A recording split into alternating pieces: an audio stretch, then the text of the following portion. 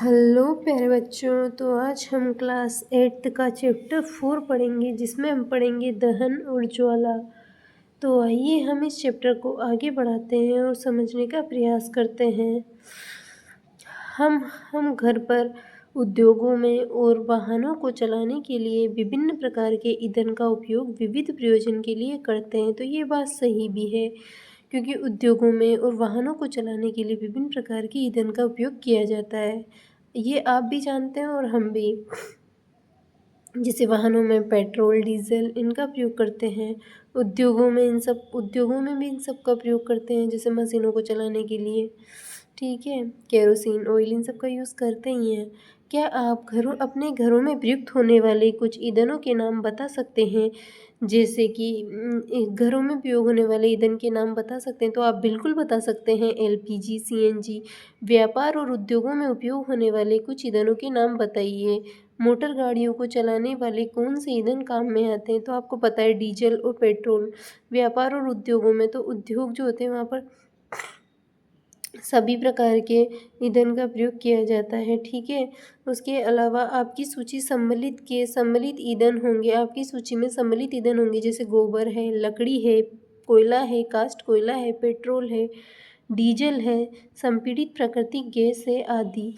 तो आप मोमबत्ती के जलने से परिचित हैं। बिल्कुल, हम मोमबत्ती के जलने से परिचित हैं। मोमबत्ती के जलने से परिचित है, तो हाँ, हम मोमबत्ती के जलने से परिचित हैं।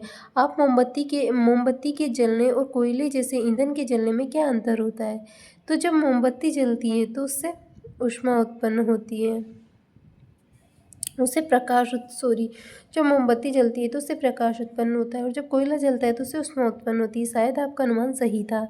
मोमबत्ती ज्वाला के साथ जलती है, जबकि कोयला नहीं। शुरुआत में तो आपने देखा होगा कि कोयला भी ज्वाला के साथ जलता है थोड़ी देर, लेकिन बाद में फिर वो ऊष्मा देता है। इसी प्रकार आप अनेक ऐसे पदार्थ पाएंगे जो बिना ज्वाला के जलते हैं। आइए जलने के रासायनिक प्रक्रम और इस प्रक्रम में उत्पन्न ज्वाला के प्रारूपों का अध्ययन करें। तो पूछा गया है कि यहाँ पर पूछा है, दहन क्या है? कक्षा 7 में मैग्नीशियम के दहन के क्रियाकलाप का स्मरण कीजिए। आपने देखा कि मैग्नीशियम जलकर मैग्नीशियम ऑक्साइड बनाता है और ऊष्मा तथा प्रकाश उत्पन्न करता है। इसी प्रकार का क्रियाकलाप हम एक कास्ट कोयले का टुकड़ा लेकर कर सकते हैं। कास्ट कोयले के टुकड़े को हमने क्या किया, जैसे मैग्नीशियम को ऑक्सीजन की उपस्थिति में जलाया तो मैग्नीशियम डाइऑक्साइड बन गया। ठीक है, जैसे मैग्नीशियम को ऑक्सीजन की उपस्थिति में जलेगा तो मैग्नीशियम डाइऑक्साइड बनेगा। इसी प्रकार का क्रियाकलाप हम कास्ट कोयले का टुकड़ा लेकर कर सकते हैं। कास्ट कोयले के टुकड़े को संडासी से पकड़िए और मोमबत्ती अथवा बुसेन बर्नर की ज्वाला के निकट लाइए। यह बर्नर जो होता है, इसे आप प्रयोगशाला में देख सकते हैं। आप क्या देखते हैं? हम पाते हैं कि कास्ट कोयला वायु में जलता है। हम जानते हैं कि कास्ट कोयला वायु में जलकर कार्बन डाइऑक्साइड, ऊष्मा और प्रकाश देता है। ठीक है, यहाँ देखो मैग्नीशियम के दहन को दिखाया गया है। रासायनिक प्रक्रम जिसमें ऑक्सीजन से अभिक्रिया कर ऊष्मा देता है, दहन कहलाता है। जिसमें पदार्थ ऑक्सीजन से क्रिया कर ऊष्मा दे वो दहन कहलाता है। जिस पदार्थ का दहन होता है वह दाह्य कहलाता है। इसे ईंधन भी कहते हैं। ईंधन ठोस, द्रव, गैस हो सकता है। कभी कभी दहन के समय ज्वाला के रूप में अथवा एक लौ के रूप में प्रकाश भी उत्पन्न होता है। कभी कभी दहन के समय ज्वाला के रूप में अथवा एक लौ के रूप में भी प्रकाश उत्पन्न होता है। ऊपर दी गई अभिक्रियाओं में मैग्नीशियम और कास्ट कोयला दाह्य पदार्थ है। हमें बताया गया है कि भोजन हमारे शरीर के लिए एक ईंधन है। बिल्कुल, जिस प्रकार गाड़ियों को चलाने के लिए पेट्रोल की ज़रूरत होती है, उसी प्रकार आपको चलने के लिए भोजन की आवश्यकता होती है। इसीलिए भोजन को क्या कहा गया है? ईंधन। आगे देखिए, ठीक ही तो है, हमारे शरीर में भोजन ऑक्सीजन से अभिक्रिया कर अपघटित होता है।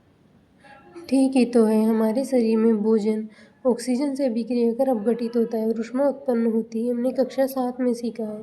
आइए 4.1 में हम क्रियाकलाप देखते हैं। स्ट्रो पता है क्या होता है? जिससे आप रोटी वगैरह पीते हैं ना, वो माचिस की तीलियाँ, मिट्टी का तेल, कागज़, लोहे की कील, पत्थर के टुकड़े, शीशा आदि कुछ पदार्थ इकट्ठे कीजिए। अपने शिक्षक की देखरेख में इन पदार्थों को एक-एक करके जलाइए। यदि पदार्थ जलता है तो उसे दाह दिखाइए, अन्यथा अदाह दिखाइए। ठीक है? लकड़ी जलती है तो दाह, कागज़ जलता है दाह, लोहे की कील अदाह, मिट्टी का तेल जलता है तो दाह, पत्थर का टुकड़ा जलता नहीं जलता तो अदा है, स्ट्रो जल जाएगी, प्लास्टिक का बना होता है, दाह है, काष्ठ कोयला जलता है, दाह है, माचिस की तीलियाँ जलती है, दाह है, कांच अदा है। ठीक है? क्या आप कुछ और पदार्थों के नाम बता सकते हैं जो दाह हैं?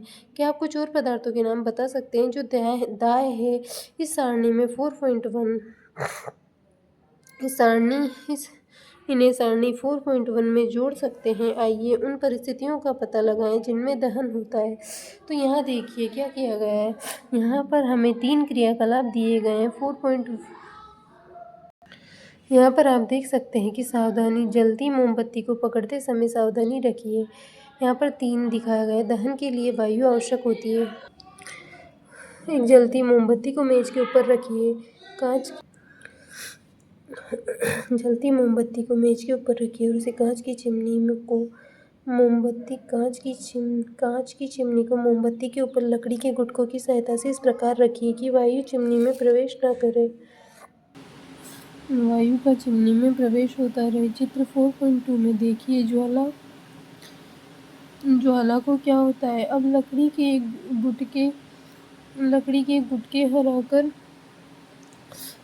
गुटके को हटाकर चिमनी को मेज पर टिका दीजिए। पुनः ज्वाला को देखिए। अतः एक कांच की प्लेट चिमनी के ऊपर रखिए। ज्वाला को पुनः देखिए। तीनों स्थितियों में क्या ज्वाला कंपन करती हुई बुझ जाती है? क्या ज्वाला कंपन करती हुई बुझ जाती है? क्या ये कंपन करती है, धुआं देती है? हाँ। क्या ये अप्रभावित जलती रहती है? नो। क्या आप दहन प्रक्रम में वायु की भूमिका के बारे में कुछ निष्कर्ष निकाल सकते हैं? तो हम देखेंगे आगे। हम पाते हैं कि दहन के लिए वायु आवश्यक है। अवस्था ए में मोमबत्ती निर्बाध रूप से जलती है, जबकि वायु चिमनी में नीचे से प्रवेश कर सकती है। अवस्था बी में जब चिमनी में नीचे से वायु प्रवेश नहीं कर पाती तो ज्वाला में हम पाते हैं कि दहन के लिए वायु आवश्यक होती है। अवस्था में मोमबत्ती निर्बाध रूप से जलती है, जबकि वायु चिमनी के नीचे से प्रवेश कर सकती है। अवस्था बी में चिमनी के नीचे से वायु प्रवेश नहीं कर पाती, ज्वाला में कंपन होता है और धुआं उत्पन्न होता है। अवस्था सी में ज्वाला बुझ जाती है क्योंकि उसे वायु उपलब्ध नहीं हो पाती।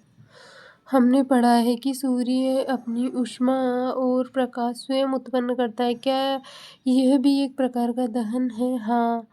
उस सूर्य में ऊष्मा और प्रकाश नाभिकीय संलयन अभिक्रियाओं के कारण उत्पन्न होते हैं। आप इस प्रक्रम के बारे में आगे चलकर पढ़ेंगे। एक लकड़ी या लकड़ी के कोयले का जलता हुआ टुकड़ा लोहे की प्लेट या तवे पर रखिए। इसे कांच के जार या पारदर्शक प्लास्टिक जार से ढक दीजिए। देखिए क्या होता है।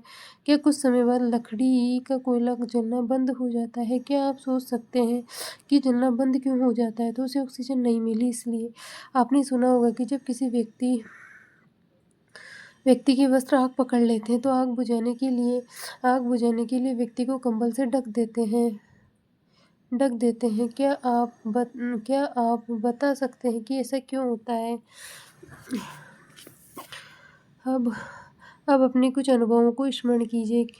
ऐसा इसलिए होता है क्योंकि पता है, जब उसके वायु और आग के मध्य संपर्क टूट जाए, इसलिए जो है ऑक्सीजन और आग के मध्य संपर्क टूट जाए, इसलिए उसे कंबलों से ढका जाता है।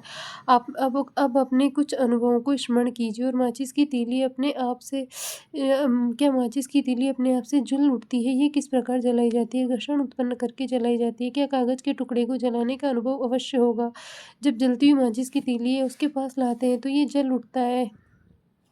हाँ। क्या आप लकड़ी के टुकड़े को जलती माचिस की तीली के पास ले जाकर जला सकते हैं? नहीं। कागज अथवा मिट्टी के तेल का उपयोग क्यों करना? इसे जलाने के लिए, लकड़ी या कोयले को जलाने के लिए आपको कागज या मिट्टी के तेल का उपयोग करना होता है। क्योंकि इनकी ऊष्मा ज़्यादा होती है इसलिए। क्या आपने जंगल में लगने वाली आग के बारे में सुना है? तो बिल्कुल हमने जंगल में लगने वाली आग के बारे में सुना है। तो बिल्कुल। गर्मी के मौसम में बहुत अधिक गर्मी पड़ने पर भी कुछ स्थानों पर सूखी घास आग पकड़ सूखी घास आग पकड़ लेती है तथा घास से आग पर पेड़ों पर फैलती है और जल्द ही पूरा जंगल आग की चपेट में आ जाता है। इस प्रकार की आग को बुझाना बहुत कठिन होता है।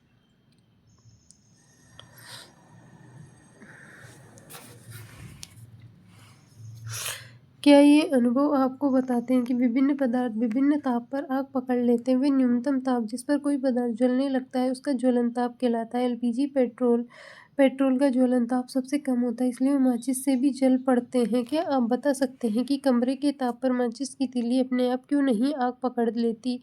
माचिस की तीली माचिस की डिब्बियों के बगल में रगड़ने पर क्यों जल जाती है? तो माचिस का इतिहास बहुत पुराना है।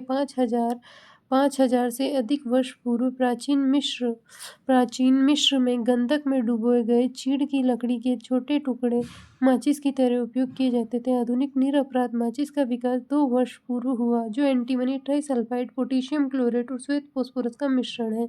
कुछ गोंद और स्टार्च के साथ मिलाकर उचित लकड़ी से बनी माचिस की तीली के सिरे पर लगाया जाता है। जब इसे किसी खुरदुरी सतह से रगड़ा जाता है तो घर्षण की ऊष्मा के कारण श्वेत फास्फोरस प्रज्वलित हो उठता है। इससे माचिस की तीली का दहन प्रारंभ हो जाता है, परंतु श्वेत फास्फोरस माचिस उद्योग में काम करने वालों और माचिस का उपयोग करने वाले दोनों के लिए हानिकारक और खतरनाक होता है। इसलिए आजकल यहाँ याद रखना है इस पॉइंट को कि आजकल निरपराध माचिस के सिरे पर केवल antimony trisulphide potassium chlorate antimony trisulphide potassium chlorate लगा रहता है। रगड़ने वाली सतह पर चूर्णित कांच और थोड़ा सा लाल फास्फोरस लगाते हैं, जो कम खतरनाक होता है। जब माचिस की तीली को खुरदुरी सतह पर रगड़ा जाता है तो कुछ लाल फास्फोरस और श्वेत फास्फोरस में परिवर्तित हो जाता है। जब माचिस की तीली को खुरदुरी सतह पर रगड़ा जाता है तो कुछ लाल फास्फोरस और श्वेत फास्फोरस में परिवर्तित हो जाता है, परंतु ये माचिस की तीली के सिरे पर लगे पोटेशियम क्लोरेट से अभिक्रिया कर पर्याप्त ऊष्मा उत्पन्न करता है, जिससे एंटीमनी ट्राइसल्फाइड का दहन प्रारंभ हो जाता है। ठीक है, हमने पाया कि दाह पदार्थ जब तक आग नहीं पकड़ सकते या जल नहीं सकते, जब तक उनका ताप उसके ज्वलन ताप से कम रहता है। क्या आपने कभी भोजन पकाने वाले तेल को आग पकड़ते हुए देखा? जब जब तलने वाले बर्तन लंबे समय तक जलते हुए स्टोव पर रखा रहता है, कमरे के ताप पर मिट्टी का तेल और लकड़ी अपने आप आग नहीं पकड़ते, परंतु यदि मिट्टी के तेल को थोड़ा सा गर्म कर दे तो वे आग पकड़ लेता है। क्या इसका ज्वलन ताप लकड़ी के ज्वलन ताप से कम है? हाँ। क्या इसका अर्थ है कि मिट्टी के तेल में रखने के लिए हमें विशेष सावधानियां बरतनी होगी? निम्नलिखित क्रियाकलाप प्रदर्शित करता है कि किसी पदार्थ के दहन के लिए उसका ताप उसके ज्वलन ताप से बहुत आवश्यक है। किसी पदार्थ के दहन के लिए उसका ताप उसके ज्वलन ताप तक पहुंचना आवश्यक है। जब वो अपने एक उसके ज्वलन ताप तक पहुंच जाता है तो वस्तु जल उठती है। क्रियाकलाप 4.4। तो आज के लिए इतना ही, इसके बारे में हम बात करेंगे कल।